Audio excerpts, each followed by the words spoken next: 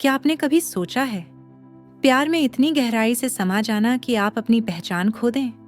रवि ने वही किया। बिना सोचे समझे पूरे पैरों पर खडियारा हो गया। मुंबई की एक पुरानी किताबों की दुकान में किताबों की खुशबू और धूल के बीच उसकी मुलाकात पूजा से हुई। उसकी आंखों में एक नर्म उजास था और रवि का दिल चुपचाप झूम उठा। पुस्तकों के बीच उनकी बातचीत फूल की तरह खिली। हर कॉफी डेट, हर पार्क वॉक ने उन्हें करीब लाया। एक दूसरे की सपनों को सुनना जैसे वादा कर देना था, एक साथ बुढ़ापे तक चलने का। 2 साल की परिपक्व मित्रता के बाद उन्होंने शादी कर ली। यह शादी न सिर्फ 2 दिलों की मंजूरी थी, बल्कि एक अधूरे सफर की शुरुआत थी। रवि एक ग्राफिक डिजाइनर था, जिसकी कलम में कला और आत्मा दोनों समा गए थे। पूजा एक स्कूल टीचर थी, बच्चों के चेहरे पर हंसी लाने की जादूगर। साथ थे, हाथों में हाथ। फूल थे जिंदगी में। शादी के कुछ समय बाद पूजा ने सिर दर्द, थकावट, चक्कर आने की बातें करने लगी। रवि ने शुरुआत में सोचा कि शायद तनाव हो, लेकिन दर्द हटने के बजाय बढ़ता गया। कई डॉक्टरों के पास गई, लेकिन कोई स्पष्ट निदान नहीं मिला। एक जटिल बीमारी का आंशिक अंदेशा था, पर कोई पुख्ता सबूत नहीं था। पूजा धीरे धीरे कमजोर होती गई। एक दिन उसने पैरों पर चलने में कठिनाई बताना शुरू किया, फिर स्टिक और फिर एक व्हील चेयर। रवि की दुनिया बदल गई। रवि ने नौकरी छोड़ दी, दोस्तों से दूरी बना ली, पिता से भी कम मिलने लगा। वह पूजा को घर पर ही संभालने लगा। दवाइयाँ देना, खाना बनाना, सफाई, बिस्तर बदलना, सब उसकी जिम्मेदारी बन गई। 6 साल तक रवि हर दिन पूजा की सेवा में लगा रहा। उसका प्यार अटूट था, लेकिन पूजा के चेहरे से आत्मीयता गायब होती गई, जैसे धीरे धीरे उसकी आत्मा मर रही थी। एक शाम रवि ने एक पुरानी चिट्ठी देखी, जो पूजा की अलमारी से निकल आई थी। उस पर लिखा था, मैं योजना के अनुकूल चल रही हूँ। साइन था, कार्तिक। इस हृदय विदारक पंक्तियों ने रवि को अंदर तक हिला दिया। क्या पूजा सच में बीमार थी, या यह सब एक बड़ा धोखा था? अगले कुछ दिनों में रवि ने पूजा के फोन की जासूसी करना शुरू किया। उस चैट में कार्तिक नाम के साथ कई गुप्त बातें थीं। घर बेच दिया, वो सोचता है कि मैं बीमार हूं, सब तय हो गया। एक रात जब पूजा नहल रही थी, रवि ने फोन फोटो देखी। पूजा बेड पर लेटी थी, लेकिन अंत में लिखा था, आज फिर सिर दर्द का बहाना दूंगी। उसे महसूस हुआ, पूजा ने 6 साल तक उसके प्यार, वक्त और सम्मान का इस्तेमाल किया था। वह अब उस मोहब्बत का भूत बनने लगा था। अगले कुछ दिनों में वह धीरे धीरे पूजा के फोन पर नजर रखने लगा। हर शब्द उसके दिल में जहर की तरह उतरता जा रहा था। क्या तुमने घर बेच दिया? कार्तिक ने एक संदेश में पूछा। पूजा ने लिखा था, रवि, उसे अब भी लगता है कि मैं बीमार हूं। रवि को ऐसा लगने लगा जैसे वह किसी नाटक का पात्र हो, जिसका दृश्य उसने पहले कभी नहीं देखा था।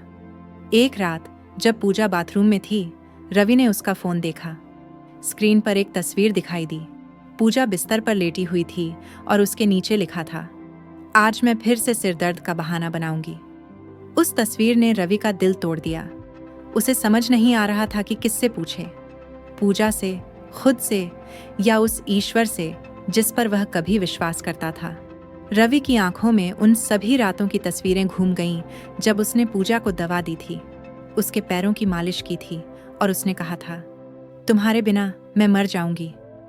अब ऐसा लग रहा था कि वह मर नहीं रही थी, बल्कि उसे मार रही थी, धीरे धीरे, हर झूठ, हर बहाने से। अब उसे पता था कि यह सिर्फ एक धोखा नहीं था, बल्कि उसकी आत्मा को कुचलने वाली एक साजिश थी। रवि सोचने लगा, क्या पूजा सचमुच कभी बीमार हुई थी, या यह सब किसी योजना का हिस्सा था? कार्तिक कौन था? उसका पूर्व प्रेमी? क्या वे पहले भी संपर्क में थे, या यह अभी हाल ही में शुरू हुआ था? रवि की दुनिया हिल गई। उसे एहसास हुआ कि वह किसी और के बुने हुए सपने में जी रहा था। हर सुबह अब एक परीक्षा थी। वह पूजा के सामने मुस्कुराता था, लेकिन अंदर ही अंदर टूटता जा रहा था। उसे यह भी नहीं पता था कि उसे किस बात से ज्यादा दुख हो रहा था, पूजा की झूठी बीमारी से या उसके विश्वास के टूटने से। रवि ने एक पुराने एल्बम के बीच एक कागज का टुकड़ा पाया, जिस पर लिखा था, कार्तिक, मुझे डर लगता है कि वो सब जान जाएगा, लेकिन अब बहुत देर हो चुकी है। उसके हाथ कांपने लगे। पूजा ने कब लिखा था ये? क्या यह सब 6 साल से चल रहा था? अब यह स्पष्ट होता जा रहा था। बीमारी का नाटक, व्हील चेयर में रहना, सब एक पर्दा था। उसने याद किया कि कैसे पूजा बाहर जाने से हमेशा इनकार करती थी। मुझे धूप से थकावट होती है, वो कहती थी। अब उसे समझ में आया, वह थकावट नहीं, डर था। डर था कि उसकी असलियत सामने न आ जाए। रवि ने एक रात पूजा के कपड़ों में कुछ ढूंढने की हिम्मत जुटाई। एक पुराना फोन मिला, बंद था लेकिन चार्ज करने पर चालू हो गया। उस फोन में कार्तिक के साथ तस्वीरें थीं। पूजा मुस्कुरा रही थी, खड़ी हुई थी, बिना किसी सहारे के। रवि को जैसे बिजली का झटका लगा। उसकी पूजा चल सकती थी। इतने सालों तक यह नाटक क्यों किया गया? मैंने तुमसे कभी झूठ नहीं कहा। ये शब्द अब उसके कानों में गूंजते रहे, जैसे किसी बुरे सपने की प्रतिध्वनि। प्यार की इमारत राख बन चुकी थी और रवि उन राखों में अपने टूटे हुए विश्वास को ढूंढ रहा था। रवि अब पूजा से कुछ पूछना नहीं चाहता था। वह जानता था, जवाब मिल भी जाए तो वह जले हुए शब्दों से ज्यादा कुछ नहीं होंगे। वह हर दिन उसके चेहरे को देखता और सोचता, यह वही चेहरा है जिसे मैंने सबसे ज्यादा प्यार किया था। लेकिन अब वही चेहरा उसे सबसे ज्यादा दर्द देता था। पूजा को शायद अंदाजा हो गया था कि रवि को सब पता चल चुका है, पर वो अब भी अपनी भूमिका निभा रही थी। दोनों एक ही घर में थे, लेकिन जैसे दो अलग अलग दुनिया में जी रहे थे। एक में झूठ की चुप्पी थी और दूसरी में सच्चाई की चीखें। उस दोपहर रवि जल्दी घर आ गया। उसने उसे बताया नहीं। वह उसे सरप्राइज देना चाहता था, या शायद अंदर ही अंदर उसे पहले से ही पता था कि कुछ ठीक नहीं है। वह चुपचाप अंदर आया, अपनी कुर्सी के पहियों को लिविंग रूम के फर्श पर धीरे धीरे सरकाते हुए। तभी उसे हंसी की आवाज सुनाई दी। वह बेडरूम से आ रही थी। दरवाजा थोड़ा खुला था। वह सावधानी से पास गया और जो उसने देखा उससे उसकी धड़कनें रुक गईं। पूजा शीशे के सामने खड़ी मुस्कुरा रही थी और वह अकेली नहीं थी। एक लंबा जवान आदमी उसे पीछे से गले लगा रहा था। वे छुट्टियों पर गए दो प्रेमियों की तरह साथ हंस रहे थे और वे अभी भी मधुर संगीत सुन रहे थे और नाच रहे थे। रवि चुपचाप पीछे हट गया, मानो कोई भूत अपनी मौत देख रहा हो। वह वापस लिविंग रूम में भागा और बिना उन दोनों को देखे जल्दी से चला गया। अगले दिन उसने ऐसा व्यवहार किया जैसे कुछ हुआ ही न हो। उसने कॉफी बनाई, उसने एक पुराना गाना गाया और फिर सहजता से पूजा बोली, प्यारी, मैं सोच रही थी हमें यह घर बेच देना चाहिए। यह हमारे लिए बहुत बड़ा है, हम कहीं और से शुरुआत कर सकते हैं। रवि ने उसे शांति से देखा, बिना किसी हड़बड़ी के, उस गरिमा के साथ जो अब किसी चीज की उम्मीद नहीं करती। घर बेच दूं? उसने दोहराया। उसने मुस्कुराते हुए सिर हिलाया। हाँ, हम साथ में रजिस्ट्री ऑफिस जा सकते हैं, पैदल शायद। तुम लगभग उठने ही वाली हो, है ना? वह चुप रहा। फिर वह पास आया। मैंने तुम्हें चलते देखा, मुझे सब कुछ पता है। उसकी मुस्कान फीकी पड़ गई। क्या? मैंने तुम्हें देखा, खड़े, बिना कुर्सी के, उसके साथ नाचते हुए और अलमारियां खोलते हुए जैसे तुम्हें कभी मदद की जरूरत ही न पड़ी हो। वह पीली पड़ गई। रवि ने गहरी सांस ली। तुमने मुझसे 6 साल तक झूठ बोला। तुमने मुझे मेरे सपने, मेरी जिंदगी छोड़ने पर मजबूर कर दिया। मैंने तुम्हारा ख्याल रखने के लिए सब कुछ छोड़ दिया, प्यार के लिए। उसने जवाब देने की कोशिश की, लेकिन बोल नहीं पा रही थी। और ये सब, क्या ये सिर्फ एक योजना थी? क्या तुम और वो मुझे इस्तेमाल कर रहे थे? तुम क्या चाहती थी? मेरा पैसा? मेरा घर? या बस ये देखना चाहती थी कि मैं प्यार के लिए कितनी दूर तक जा सकती हूँ?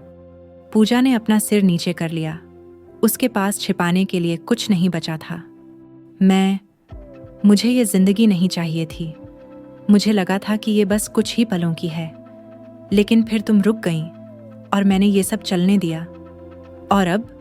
उसने पूछा, क्या तुम सच में चाहती हो कि मैं कागजों पर दस्तखत कर दूं? घर दे दो ताकि तुम दोनों खुशी खुशी नई जिंदगी शुरू कर सको।